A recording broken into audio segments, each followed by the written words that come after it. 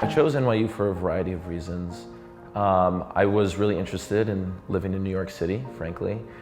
This city always had this magic about it that I could feel way out on the West Coast when I was growing up. And I had volunteered on Barack Obama's 2008 election, which was the first election I had the opportunity to vote in. So when I graduated, I applied for a White House internship. This was in the spring of 2012.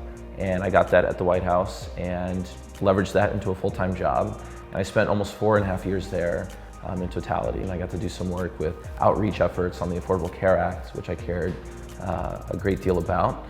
I was 25 when I was diagnosed with testicular cancer, and at the age of 25, I was actually still on my parents' health insurance plan.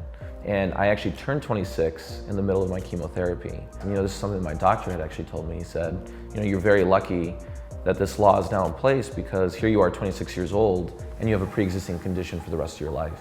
And I said, okay, whatever I do, regardless of my life, I want to be involved in healthcare in some way.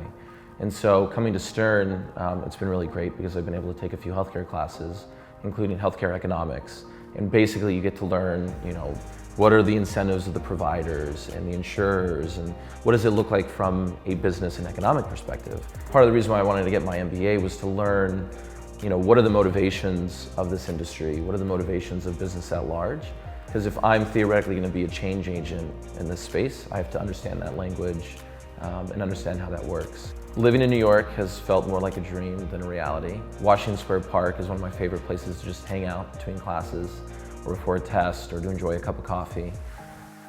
As an out gay male living in New York City, I felt for the first time in this environment where I could see people from the LGBT community thriving and doing really well and having a community for one another. I also served on the board with Outclass, which is a club that caters to the LGBTQ community, and was a member of the club ABUS, which is the Association of Hispanic and Black Business Students. But perhaps the club I had the most fun with was Stern Chats, which is our Stern podcast on campus that's all student run, and I was a co-host this past year. I think what I've loved about being at school are the spontaneous moments that you can never have accounted for. Whether it's a long day at school and you go for a walk with some of your friends and you get to explore the city, walk through the village, or get on the subway and go see a show. I've just enjoyed my time here tremendously.